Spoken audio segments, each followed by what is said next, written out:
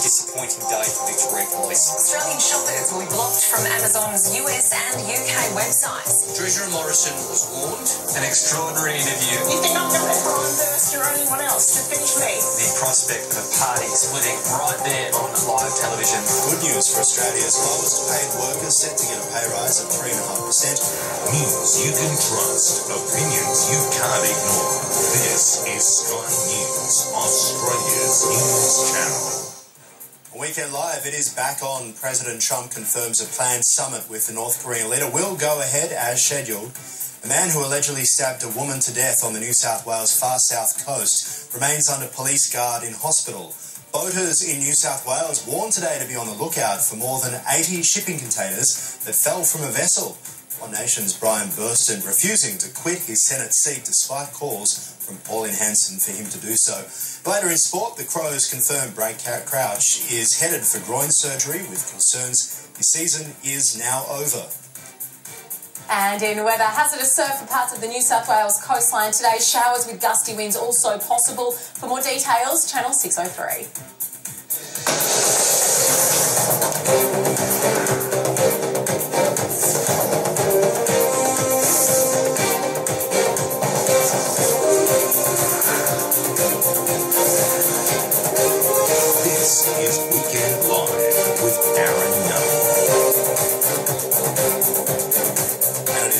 Back with you here on Weekend Live, midday here in Melbourne, 10 o'clock in Perth. The top story this Saturday, US President Donald Trump says a planned summit with the North Korean leader is back on for June the 12th in Singapore. His announcement came after receiving a letter from Kim Jong-un that was hand-delivered to the White House by a top diplomat. The meeting on June 12th in Singapore. The summit with North Korea is now set to go on as scheduled. The announcement from President Trump comes on the back end of the highest-level meeting between a North Korean official and U.S. president in close to 2 decades. North Korea's former spy chief Kim Yong-chol was at the White House Friday meeting with President Trump in the Oval Office to deliver a note from Kim Jong-un himself. This was a letter presentation that ended up being a 2-hour conversation. Secretary of State Mike Pompeo has been meeting with the North Korean delegation and says they've been making progress, especially during their time in the U.S. together over the past 72 hours. I believe they are contemplating a path forward where they can make a strategic shift, one that their country has not been prepared to make before. This summit wasn't always supposed to happen. President Trump had previously announced it would take place on June 12th, but after North Korean officials threatened a nuclear showdown and slammed Vice President Mike Pence, Trump canceled the event. Now, it's back on, and President Trump says it's only the beginning. We're not going to go in and sign something on June 12th, and we never were. We're going to start a process. We're going to make sure when this is over, it's over. It's not going to be starting up again. Pompeo says the administration wants the complete, verifiable, irreversible denuclearization of the Korean Peninsula. In Washington, I'm Omar Jimenez. Meanwhile, the US president is facing an international backlash against his plan to impose tariffs on imports of steel and aluminium. A number of countries have already retaliated to Donald Trump's proposal by putting their own tax on American goods. Sky News reporter James Matthews has the latest. America, it says it's doing this for the sake of national security. That's its argument. The Trade Secretary Wilbur Ross says that with a weakened industrial base, then by extension America cannot properly manufacture armoured vehicles, tanks and weapons. So to that end, he's saying we need a strong economy to bolster national security. That is an argument that the EU will have, and that's clearly why it wants to take this issue to the World Trade Organization. There are, it might be said, voices of dissent inside the United States as well as outside. You know, when these tariffs were imposed on China, the price of steel and aluminium did go up. So good news for those factories in the United States. But beyond them, there is concern about supply chains, about alienating international business partners. And today, indeed, the US Chamber of Commerce has said that this threatens economic progress, could jeopardize up to 2 million jobs in the very parts of the United States that Donald Trump is trying to protect through imposing these trade tariffs. The constituency parts of the states that voted him into office and that he hopes will carry him through midterms in November and beyond. He has tweeted, the president of course is waiting for a delivery this morning, that letter from the North Korean envoy, but he's been on Twitter to do with these trade tariffs. I'll read you what he's had to say. Donald Trump says, Canada has treated our agricultural business and farmers very poorly for a very long period of time. Highly restrictive on trade. They must open their markets, he says, and take down their trade barriers. They report a really high surplus on trade with us. Do timber and lumber in US? ? So the combative, confrontational Donald Trump persists at this stage in what may result in an escalating trade war. America has left the door open for negotiations, and one imagines that they would want to take any negotiations where they took them with the likes of Argentina and Australia, who, while these tariffs were temporary and were suspended, they negotiated deals to impose restrictions on the imports of aluminium and steel. So if it comes to negotiations, that's probably where the United States would want to take it, but we are some distance from sit-down friendly talks at this stage. Today's other news now, a young man who allegedly stabbed a woman fatally and critically injured two other men on the New South Wales far south coast remains under police guard in hospital. A major search began yesterday afternoon after a couple was stabbed in their home at Bega. The 69-year-old woman died in hospital and her 71-year-old husband now in a critical condition. About an hour after the stabbing, the offender struck a man in the head with a hammer while carjacking him nearby. The victim is also in a critical condition in hospital. Shortly afterwards, the 20-year-old offender crashed the stolen vehicle. Police began another search for him. The driver of the vehicle, when he left it, he ran into the bush, and it was in a bush area that he was located. Boaters in New South Wales have been warned to be on the lookout for more than 80 shipping containers that came loose from a vessel off Newcastle late yesterday. The Librarian registered YM Efficiency, it's called, was making its way from Taiwan to Sydney Thursday night when it encountered rough seas. It lost 83 containers overboard. A further 30 were badly damaged. Roads and Maritime Services warned boaters over marine radio to be aware of the potential hazards and said 2 containers were spotted about 100 metres off Fingal Head near Port Stephens. One Nation's Brian Burston is refusing to quit his Senate seat, undercutting Pauline Hanson's power base unless she can force him out. Ms Hanson sacked him from the party after an emotional appearance on Sky News in which she accused a senator of stabbing her in the back. It reduces One Nation's presence to just 2 senators sacrificing the power to block legislation. More from Sky News political editor David Spears.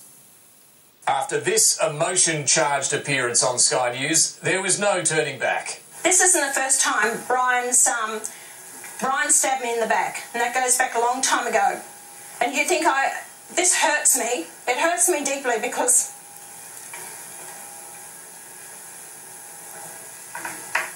it means so much to me what I'm trying to do. And for him to turn around and do this to me, Ben, it's hard. But I'm going to keep going. Within 24 hours, Pauline Hanson publicly issued a letter to Brian Burston, sacking him from the party and asking him to quit the Senate altogether so One Nation could put someone else in the seat.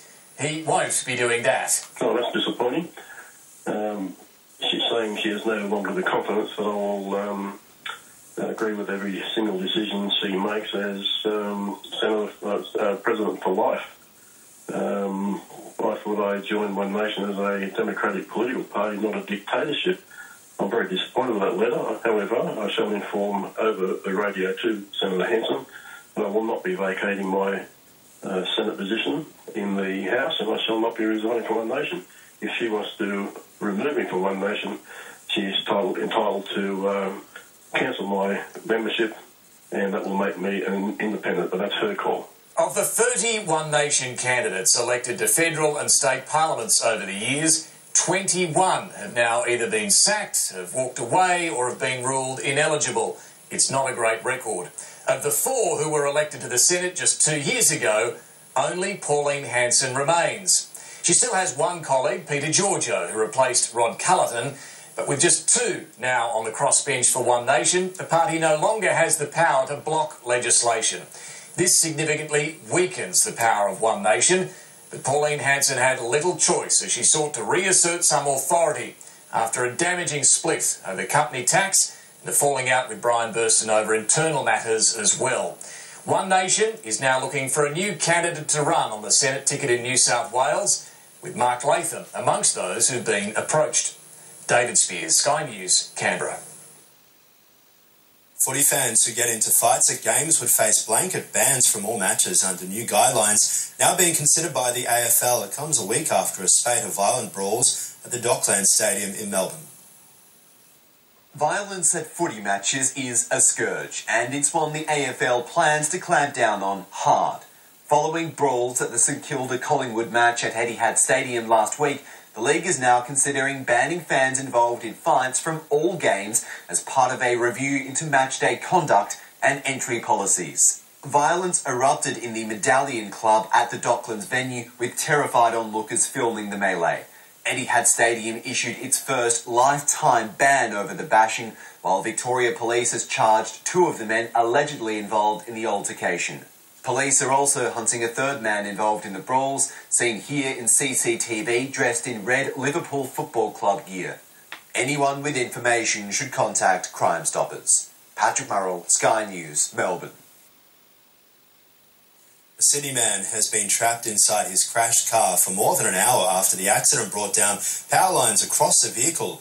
Police say they found the driver at Heckenberg in the city's southwest, suffering minor injuries but unable to get out of the vehicle because of those live wires. The force of the impact brought down the power pole, creating a difficult extraction for the emergency services. He eventually walked away from the accident after power company technicians cut off the electricity.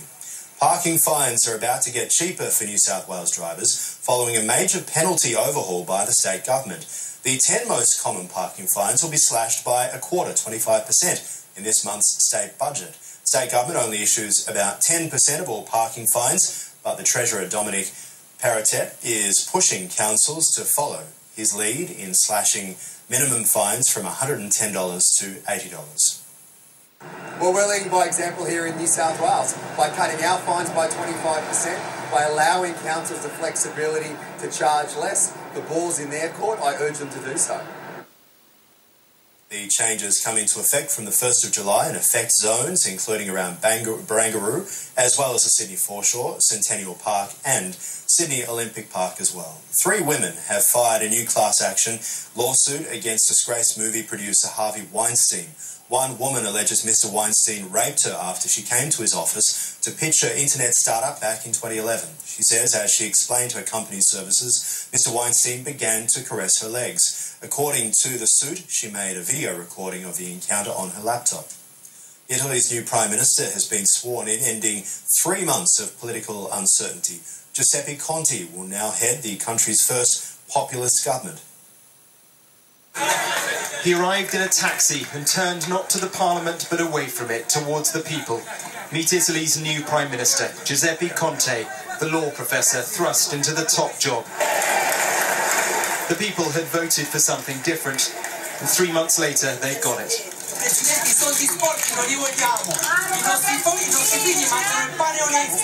Delivery worker Marco Marconi is worried about his job. Mr. Conte listens, then reassures. He's the front man for a coalition that, for Brussels, for the establishment, will be a tricky partner. Mr. Conte, how will you work with Europe, sir? Prime Minister, how will you work with Europe? This is a government deeply frustrated with the EU, no question. But this isn't another Brexit moment. For all their anti-Euro, anti-EU rhetoric, they want to change it from within, not to ditch it. Even for a government which shuns the establishment, there are formalities. The swearing in at the presidential palace. This brings together 2 parties who sit awkwardly on the political spectrum. Matteo Salvini is the leader of the League Party, far to the right, a man who has said the tide of delinquent immigrants must be sent home. He's now the Interior Minister. Luigi Di Maio is the Five Star Movement's leader, now the Employment Minister. But around them are academics. This is a cabinet designed to appeal to as many as possible. They were labelled populist. Their election has proved they're popular. Now they must prove they can govern. Mark Stone, Sky News in Rome.